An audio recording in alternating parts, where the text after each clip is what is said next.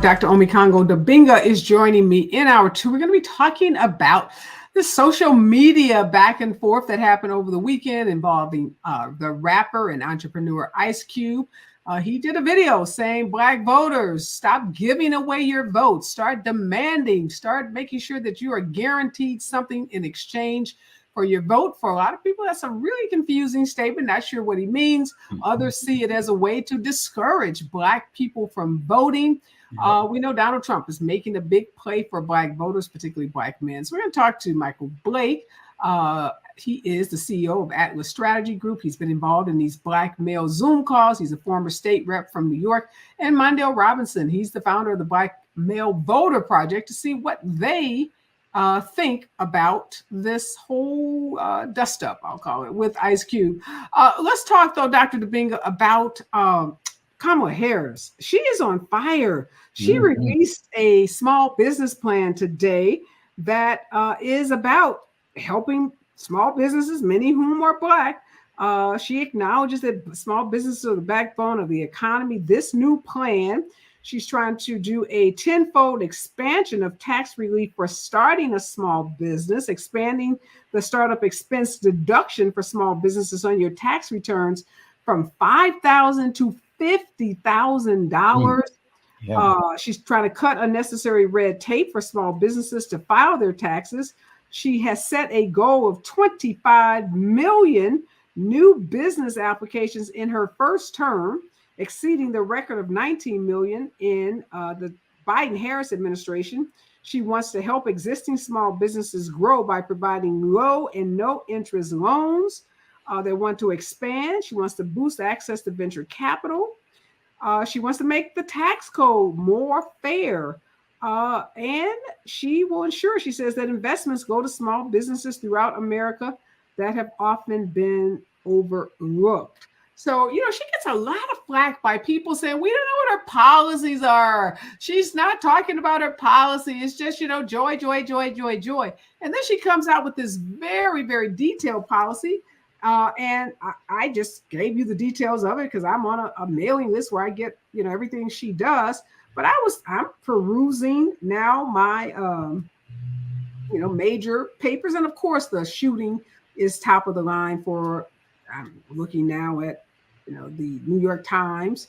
And it does have an article to their credit that says Harris proposes new tax plan breaking with Biden. This has to do with the capital gains. It doesn't, it's not specifically on that issue, but I just want to know what you think of this plan and how she's trying to position herself as the president that's going to support small businesses. Well, the fact of the matter is every big business started as a small business. I mean, look at how Steve Jobs, you know, they started out with Apple. I mean, this is how businesses start. And to provide these types of incentives, it's amazing. And to be quite honest, I know you're talking, you know, Ice Cube and Tyrese in like the next hour, but this is also connected because she's putting out the information, everything people say she needs to do, the interviews, the tax plan, more specifics on the economics. She's putting it out there, but she's battling against a system of ignorance, of misinformation and disinformation, who are going to say, well, she's just doing that because now she wants this, or, you know, don't just give your vote away. And, you know, without asking for this and that. What Black people who vote have never put demands on the politicians they vote for, right? And so what I love about what Vice President Harris is doing with this plan is that, particularly, you know, just a few years out of the pandemic ending, I mean, not even a few years, it's kind of been like a year really, but she's asking people to get out there and fight again for the things that they believe in terms of those businesses they want to start. As business owners ourselves, we've seen people go out of business. We've seen people lose their homes, lose finances, lose all of these things and not recover, especially, you know, many Black businesses that suffered the most in the beginning. And so people who want to, as she always says, you know, this opportunity economy, people who really feel like who believe her when she says, we want people to get ahead. This is what it looks like. This is her putting the policy to the words that she's talking about. And then when you couple this with her housing policy as well, how can people say she does not have an agenda that's going to help the middle class and those who are not at the middle class just yet? And so if you really want, and again, you don't even have to go into the weeds of all of this. She's making it clear that she's trying to protect small businesses. She's trying to have more small businesses start. And again, don't compare her plan with the almighty, compare her with the alternative, a man who has consistently stiffed small businesses and is doing everything he can to uphold and uplift the rich and wealthy big business people who already have theirs. That's who he's trying to protect, and this is who she's trying to protect. And it couldn't be more clear. You know, it's funny because I laugh because, as you said, trying to protect small businesses, I keep thinking about the Girl Scouts. I mean, that is such a deep story. That's how a lot of young girls become entrepreneurs, right? Your first foray into business is out there selling those cookies, standing on those corners with your, adult supervision, going door to door with adult supervision, or having your mother take the cookies to her job, or your father take the cookies to his job, competing for those prizes. So, that is such a... You don't disrespect the military, and you don't disrespect the Girl Scouts. Like, and, and the Boy Scouts, like that's sacred. You know what I mean? It's like, they don't care. Yeah, back to those policies, though, I'm reading a text from a Black man that I know, and he says the Democratic Party seems to have left a lot of people behind, and I'm one of them. I think this is paid because it has that kind of ring to it. And then he goes on to say that the campaign leaves a lot to be desired when it comes to economic policy, particularly for millennials and Black families grappling with inflation. He said Democrats' affordable housing plans don't sufficiently address housing supply issues.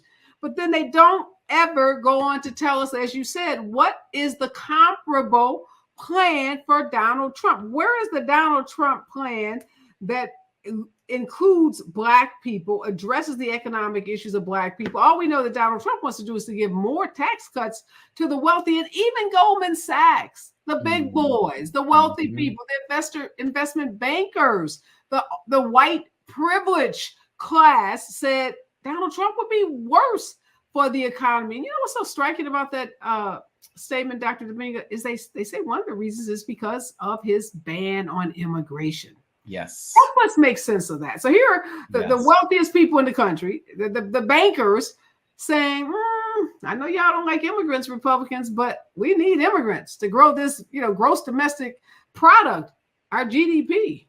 That is so true. And when you look at it, Reagan, we had so many issues with Reagan as relates to, the civil rights record, in the United States. But one of the things that he often talked about being was, pro-immigration. He talked about how, how he felt immigrants helped build the country in so many different ways.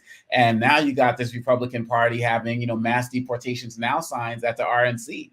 And so the fact of the matter is, some of these people who start these businesses or these large businesses were immigrants or children of immigrants who didn't come here, with a lot. So they've lived the experience as well. And so how can you actually have a society that's looking at getting rid of immigrants? And not only that, they are trying to recreate policies like Operation, it's a slur, Operation Wetback from the 50s, where they got rid of, people who are immigrants, but they also got rid of American citizens in that process as well. And they're trying to repeat things like that. They're trying to have programs where if you are undocumented, you can't stay with your spouse in this country, if you're married or if they're searching for work and all of these different things to continually separate families. They are so hostile towards immigrants. And we know it's primarily going to be, Latino immigrants, because folks from Sweden and folks from Norway and all of these places, they let them in with no problems. But the fact of the matter is that they can't even understand that fundamental disconnect as well. I mean, every day Donald Trump's mistaking asylum seekers with insane asylums. Like, he just doesn't know what he's talking about. But the fact of the matter is, this is within Project 2025. They want to get rid of anybody who is not like them. They're not like us. Like, that's what they want to do. And immigration is a big key to that. So the fact that these Republicans don't understand that they don't even want to just talk about, okay, if you're here legally, they don't even want to make a distinction anymore. They want to remove as many people as possible. And folks who might be affected by that, AOC talked about that at the convention or in another interview, her community is going to be the most affected by that, the Latino community. I know that that's not the only issue that's facing them, but this is something that should be priority as it relates to Trump and how they're going to come for them.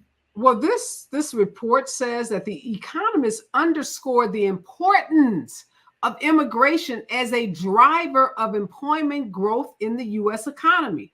They estimated that under a Harris administration, immigration could contribute 10,000 more jobs per month to labor force growth compared to a Trump administration with divided government. The difference would be even more pronounced if Republicans won both the White House and Congress. So they're more concerned that if Trump is in office and then the Republicans control the House, they will double down on these immigration bans, and it will lead to the loss of economic growth and economic jobs. Areva, you're seeing it in Florida. Look what's happening to Ron DeSantis, right? And guys, and leaving work, because they're afraid of what they're going to do to them. Look what's happening in Texas with the governors, shipping people to different states. These guys who are you're citing, they are seeing it happen in real time in many of these states. Yeah.